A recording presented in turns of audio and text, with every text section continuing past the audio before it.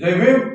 ఈరోజు మీడియా ముందుకు రావడానికి ముఖ్య కారణం ఏంటంటే గత 15 రోజుల నుంచి బీటీపీ లేఅవుట్ అయితేనేమి, మల్లాపురం లేఅవుట్ అయితేనేమి, గౌడ లేఅవుట్ అయితేనేమి, ఈ బీటీపీ లేఅవుట్, మల్లాపురం లేఅవుట్లో విపరీతమైన కబ్జాలు అనేది జరుగుతూ ఉన్నాయి. అక్కడ ఎటువంటి పర్మిషన్ లేకోకున్నట్లు రియల్ ఎస్టేట్ వ్యాపారులు కొంతమంది నాయకులు కలిసి పేదలకు గతంలో ఇచ్చిన పట్టాలను కూడా పట్టించుకోకున్నట్టు వాళ్ళు ఈ భూ కబ్జాలకు అనేది పాల్పడుతున్నారు. దీనిపైన అధికారులకు ఫిర్యాదు చేస్తే ఎంఆర్ఓ గారు కావచ్చు, కమిషనర్ గారు కావచ్చు, ఎంఆర్ఓ గారిని క్వశ్చన్ చేస్తే కమిషనర్ గారు మేము కలిసి దానిపైన చర్య తీసుకుంటామని చెప్పేసి ఆయన చెప్పడం జరుగుతోంది. ఒకవైపు కమిషనర్ గారికి ఫోన్ చేస్తే ఇది మాకు సంబంధం లేదు అన్నట్టు ఆయన మాట్లాడుతున్నాడు.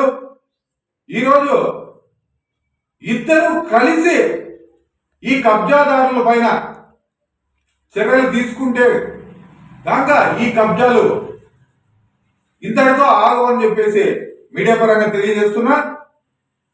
గతంలో పట్టాలు ఇచ్చిన వాళ్ళు అయితేనేమి, ఇప్పుడు కొత్తగా కొంతమంది నాయకులు ఈ భూముల్ని ఆక్యుపై చేసుకుని కొత్తగా పట్టాలు తీసుకోవాలని చెప్పేసి ఆలోచనలో కూడా ఉన్నారు. ఈ ఈ పట్టాలు ఎలా తీసుకుంటారు, ఏ విధంగా తీసుకుంటారు అంటే మీరు కబ్జాలు చేసుకుని అక్కడ పొజిషన్ సర్టిఫికేట్ తీసుకుని దాన్ని లక్షలాది రూపాయలు ఈరోజు సొమ్ము చేసుకుంటున్నారు. అంటే ఒకవైపు అధికార పార్టీకి చెందిన వాళ్ళు కొంతమంది అయితే వైసీపీ నాయకులు కొంతమంది విచ్చల విడిగా ఈ కార్యక్రమం జరుగుతోంది.